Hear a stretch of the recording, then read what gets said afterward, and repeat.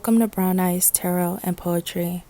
On this channel, I share my artwork, my thoughts, and general tarot readings in hopes of spreading healing and clarity. Today, I will be sharing my thoughts and viewpoints on some things. Hey y'all, I know I look crazy and I'm in bed. Oh, shit. So, the two biggest things I've always heard when it comes to finding the one is, one, don't go looking for the one, and then it'll come. And then the other thing I've heard is, you can't find the one because you're too narrow-minded and you have all of these ideas of who you think the one is and who you think it should be. So, all right, y'all. Sorry, mommy duty's called. So, like I was saying, the two biggest advice that I've heard are, one, you're too narrow-minded. You have too much of a criteria that you want the one to fit in order to find the one that's actually for you. And the other advice that I've heard is to stop looking for the one. You're trying so hard to find the one that it's not coming, or you keep mistaking everybody else for the one because you're looking so hard. Both, I think, have come to be true, or at least I've experienced both. And I guess you should really just take whatever advice applies for you in the moment. Here's why. Here's two things you don't realize when you're like praying and hoping and asking God, please send me the one, send me the one. The first thing is you may not know who the one is for you. If you're asking divinely to be sent the one meant for you, you have no idea who that is, probably. 9 times out of 10, I'm going to say, you don't know who that is. That person could be right in front of you and you don't know. You can't see them. You don't realize it because you're not who you're supposed to be. Which brings me to the second biggest thing that people are not ready for is changing yourself. If you are looking for the one, it's going to come. And if you're begging for the one, praying God for the one, it's going to come after some complete life changes. Because you have to be the person you're meant to be in order to receive the one that's meant for you. Does that make sense? I hope it does. So, in looking for the one, my advice to those who have like this ironclad, tight, wound up list of they got to be this, they got to have that, they got to have this, they got to look like that, blah, blah, blah, blah, blah. I'm going to say, stop having expectations on who you think the one is. You have no idea what's right for you. Otherwise, you wouldn't need help finding the one. You don't know. You don't know who's right for you. You don't know who the right one is for you. Yes, you can find people to be in love with. Yes, you can find people you get along with. Yes, you can have healthy working relationships, but that's not what I'm talking about. I'm saying if you're looking for the one meant for you, you probably don't know who it is. So don't have expectations and qualifications and things that this person has to check off in order to fit some little box of what you think the one is. Because then you're going to miss out on the one.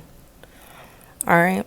And so to go along with the second advice that most people say is, it almost contradicts what I say. Don't expect everyone to be the one. Some people want the one so bad that any relationship that they hop into, they feel like that person is the one. If they're not getting treated badly, they feel like that person is the one. If someone is feeding your ego and pacifying your weak spots, they may feel like the one. But they're not. They're just making you feel good. You get what I'm saying? And that may be enough for you. That's okay. But I'm talking to the ones who are looking for the one.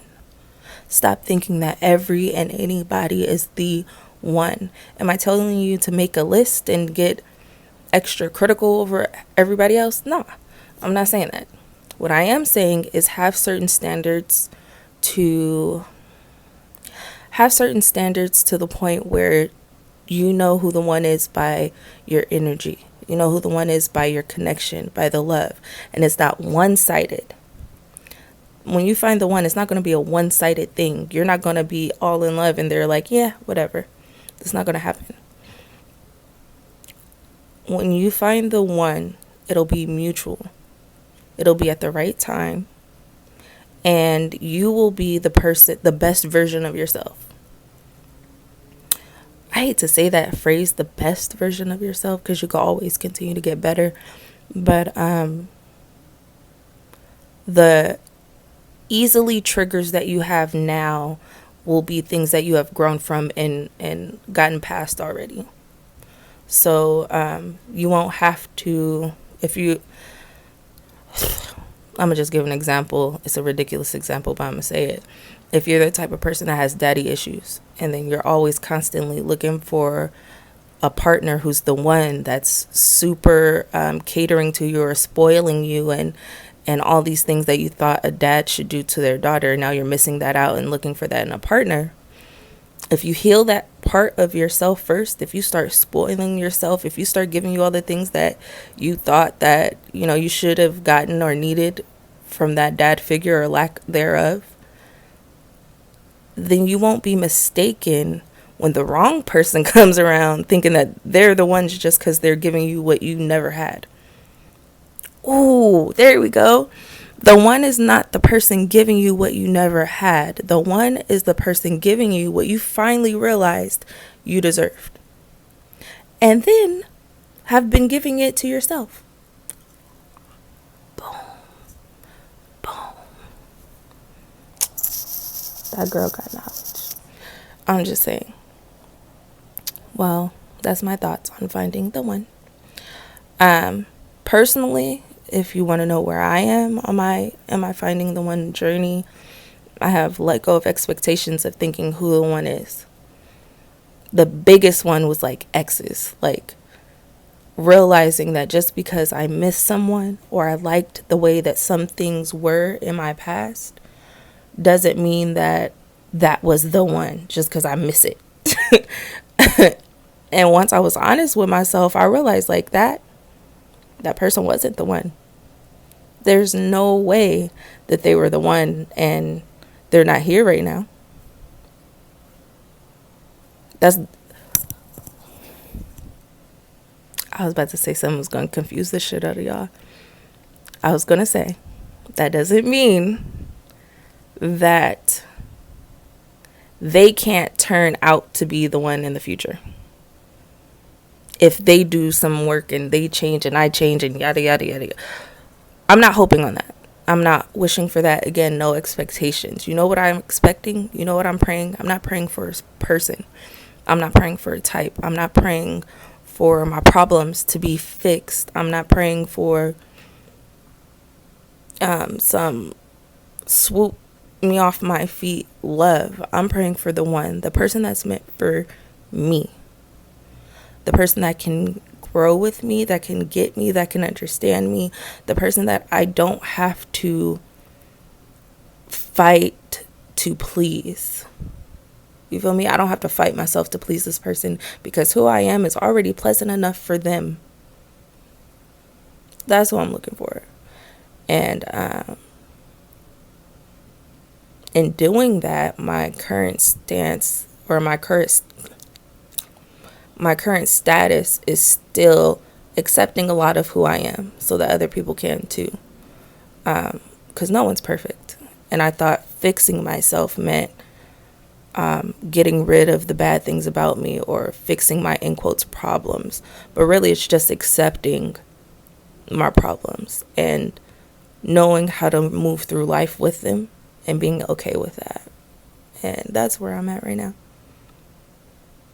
It's a long ass process, so bear with me. I hope you enjoyed my thoughts and I hope it helped you. I know it helped me because I was, no lie, I was still mid-thought, y'all, right before I picked up the camera, still mid-thought. And I was like, I'm going to record myself because other people probably think the same thing. I'm going to stop talking now. Thank you for listening. Bye. Brown eyes, terror tree.